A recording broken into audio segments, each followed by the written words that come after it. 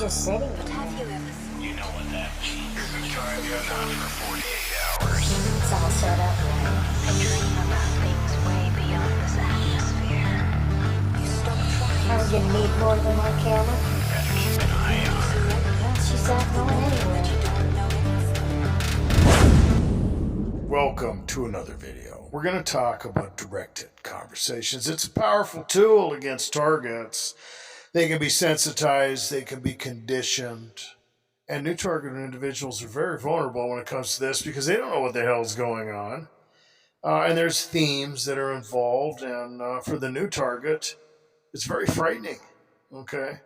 And the last thing you want to do is confront people because you don't even know what's going on. You don't know who these people are. You don't know why they're after you. You don't know what they're up to. You don't know what their objective is. It's like you're in the twilight zone. And it doesn't seem to matter where you go either. Okay, you could be in a grocery store. You could be, walking down the street. You could be at work. You could be at a hotel somewhere. You might be on the run.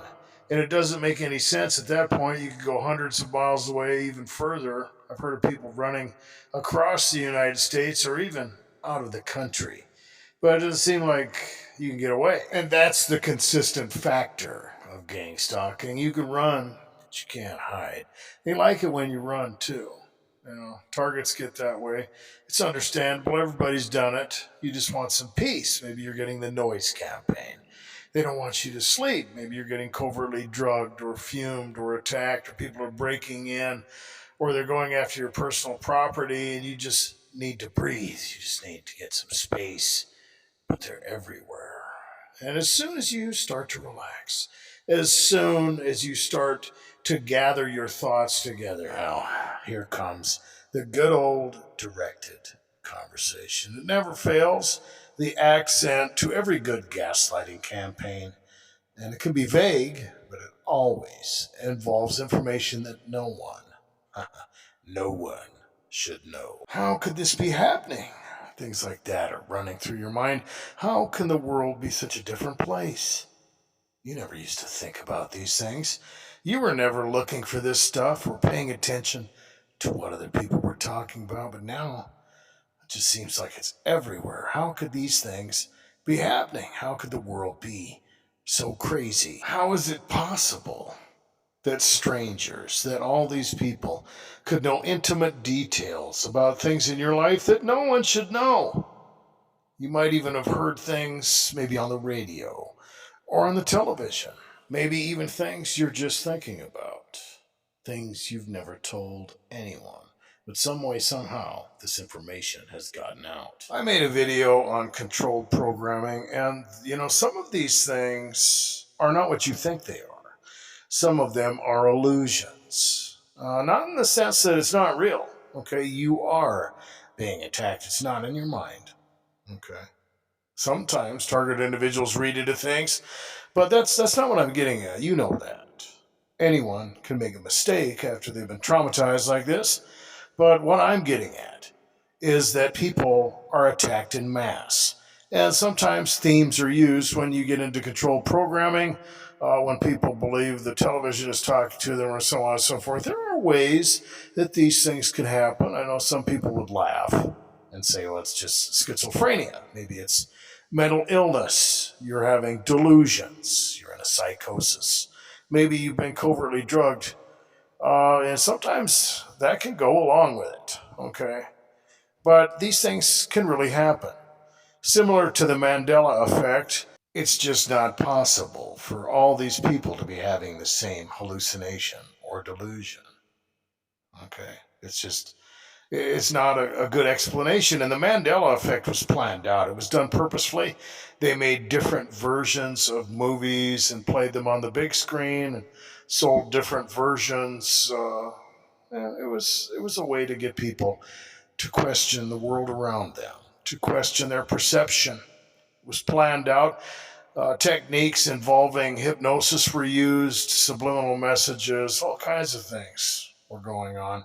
And when targets, especially when it involves dreams, when targets are, having this information pumped at them, whether it's over the radio or in a movie or whatever it is, or from strangers or whatever, there is a theme, okay? And don't think that it got to you by mistake. And one of the strangest aspects of directed conversations is people involved in it may not even be aware of what they're doing. So I know there's probably a lot of people out there that are laughing and saying these things couldn't happen. It's not possible for that. Well, it is possible. And I am telling you that when that kind of stuff happens, when it comes to the Mandela effect or control programming involving themes or keywords that targets are attacked with, it is a synchronized way to attack people en masse. It's a way of creating the illusion that people have information they really don't have, but sometimes they do. Okay, it can work a lot of different ways. People can gather information on you. They can hack your phone. They can put cameras in your house. They can bug the place that you're at, or they can talk to people that you work with. They can dig into your past. Okay. I'm not saying it has to be, controlled programming or some theme that's been pumped out there, but it can happen that way. And when targeted individuals are attacked that way, it always involves personal information. And because targets have been set up and sensitized, it seems like it's everywhere. You're on high alert. You're looking for it. They want you traumatized. They want you in that fight or flight mode. So all this stuff sinks into your head. They want to drive you nuts. They are attempting to reprogram you. They want you to process information in a personal way. It makes you look like you're suffering from a persecutory delusion. All this attention just for you. Yeah, doesn't seem like anywhere you can go where you're not the focal point. All these things are happening. And then, of course, the targeted individual starts to process information that way. And you inevitably start reading into things. You're looking for it. You're listening. It is just a way to put that virus in your brain. It's just like all the other techniques that targeted individuals deal with. And it takes years to get over it if they really get you good. And I've seen it before. I've almost been attacked by people, and I wasn't even saying anything to them. It really messes your brain up, man. So it is real. It can happen. People can experience the type of control programming and directed conversations from strangers, and they can be attacked that way. It can involve all kinds of different techniques, but at the end of the day, it messes you up. And targeted individuals begin to process information in a personal way. And I'm not accusing you right now of reading into your scenario. Okay, that's up to you to decide. Okay. But the undeniable fact of whatever you're dealing with, wherever you are, whatever you're experiencing, is that it didn't just happen to you. Okay, that's what you have to remember.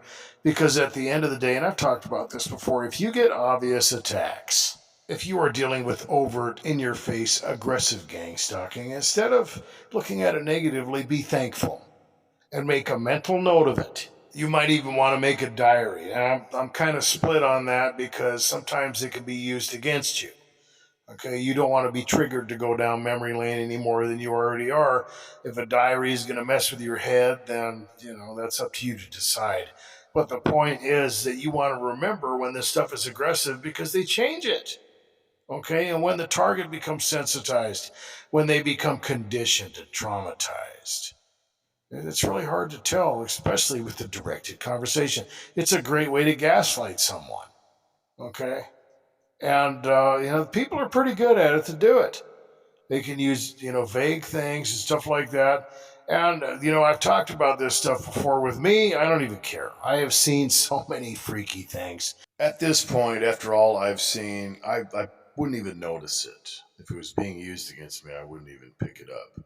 And you have to get that way too. These techniques require your participation in the sense you have to be looking for it. But if it's obvious, well, just try to make it entertaining. And I've learned that when that happens, when you get stuff that's obvious, that there's no possible other explanation because you have to have strict criteria. You can't just be reading into things. You can't assume that everything is gang stalking.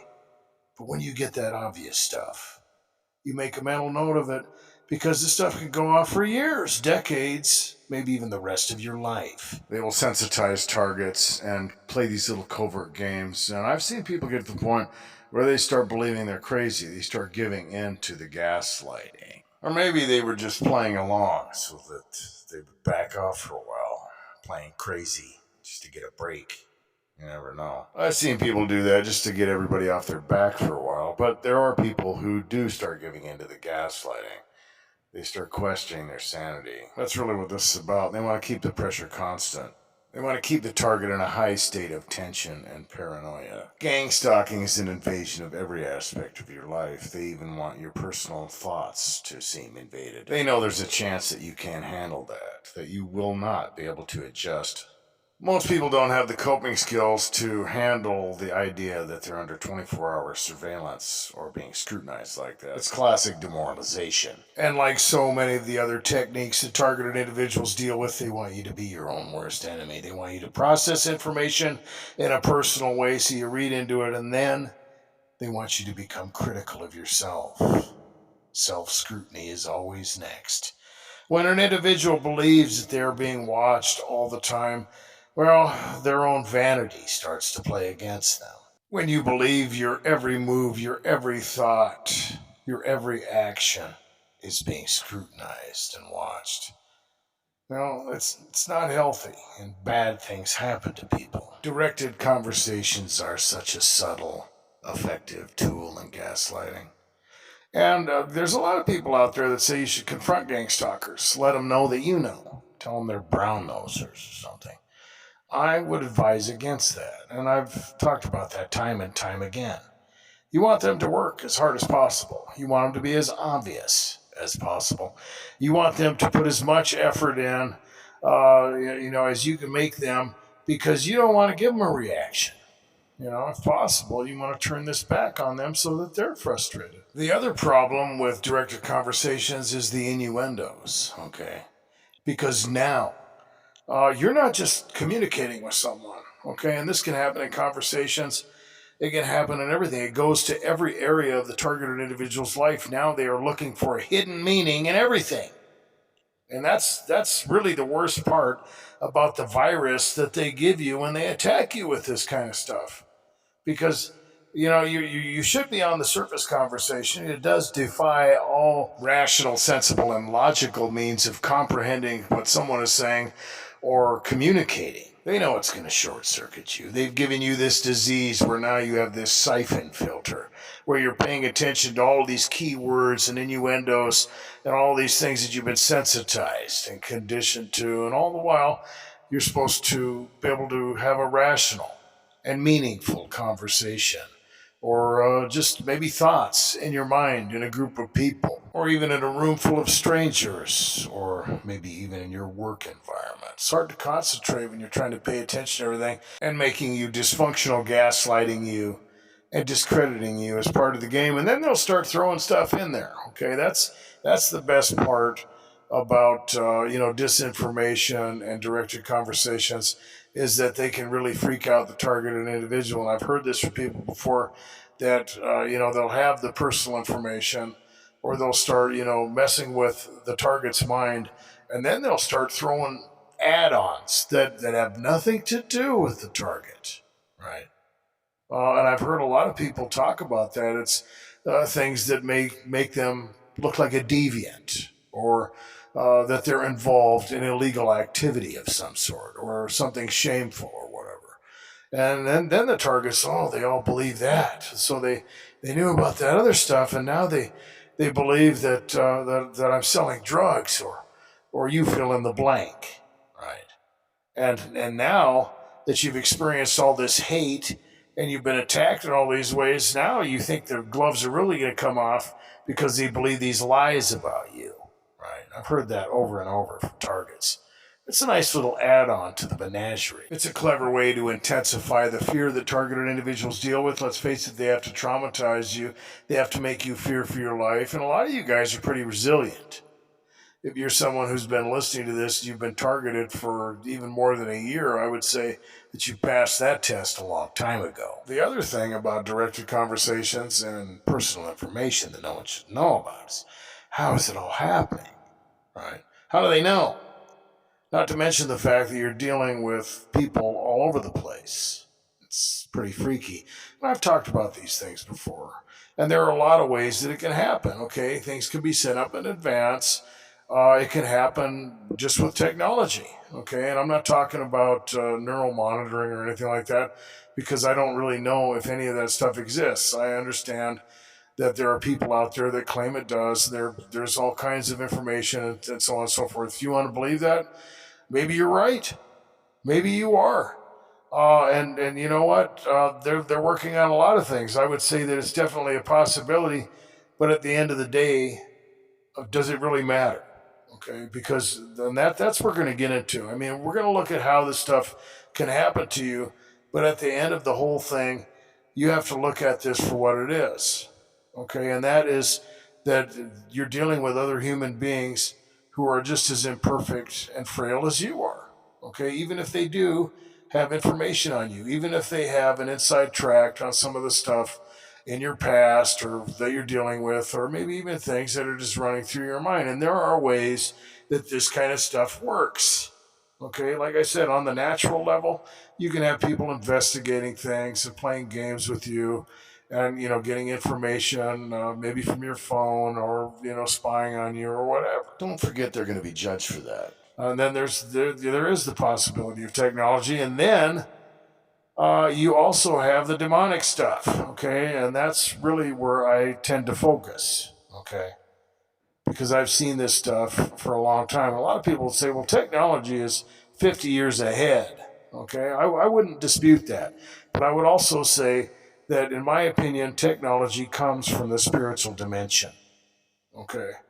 So if we can agree on that, then it doesn't matter, okay? Because I would have to agree that this stuff would be technological, and you would have to agree that it probably came from the spiritual dimension. So we're still on the same page. Look at the explosion of technology just in the last 100 years. Explaining these things logistically isn't easy. Okay, you have to look at all the options, and when you're dealing with the heavy stuff, the crazy stuff, the things that a lot of people would call psychic, precognition, where individuals seem to know where you're going or maybe the things that you're going to say. And I've talked about this stuff before.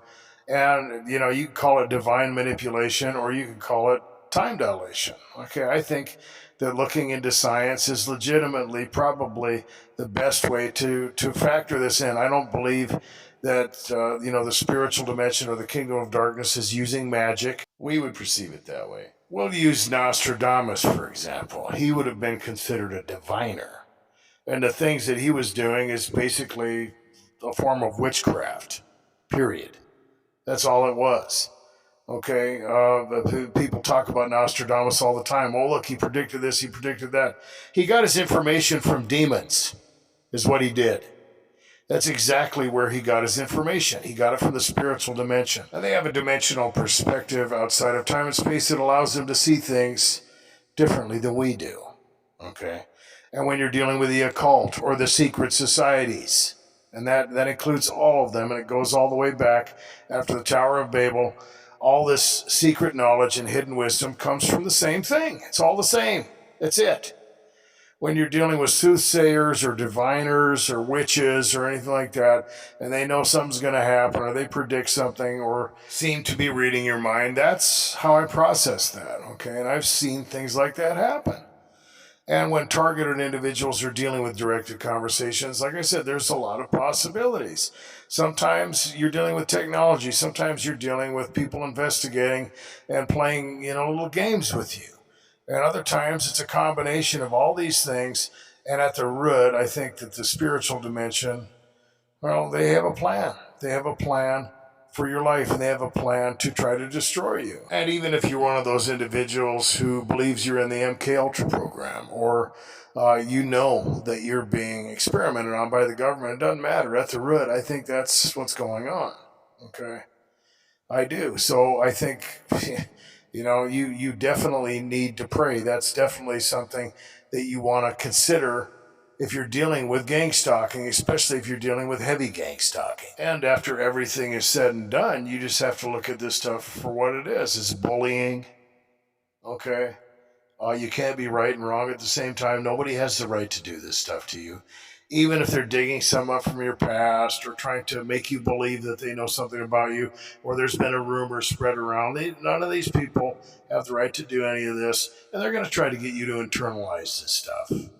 All these games come together. Okay, it's not just about the directed conversations. It's not, just about the workplace harassment or people getting attacked with technology or whatever. Okay, it all fits together. And at the end of the day, you have to look at it for what it is. It's wrong. Okay, nobody has the right to do this stuff. They're eventually going to be judged. And, even if, like I said, even if they got something that you're ashamed of, which is what they love to do, you have to remember that the people around you are just human beings too. And everyone on the planet needs God's forgiveness, whatever you're dealing with. And they're all going to be judged. Eventually, they're going to get the worst of this whole thing. That's the criteria that you have to hold.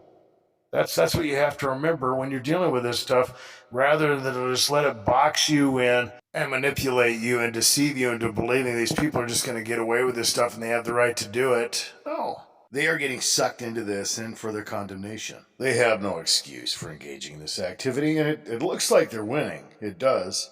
And what you have to remember is the circumstances are set up that way. Everything is geared towards deception, the menagerie. Okay? Everything around you, everything you see, everything that you perceive is going to completely 100% contradict what the Word of God says in a lot of different areas. Some of it's going to look legitimate, but at the same time, they are creating an illusion. Okay? And they are deceiving people. And targeted individuals are part of that illusion. Okay? Targeted individuals are being used to obfuscate agendas that are in the government that are demonic, that are being used by secret societies for coercion and manipulation.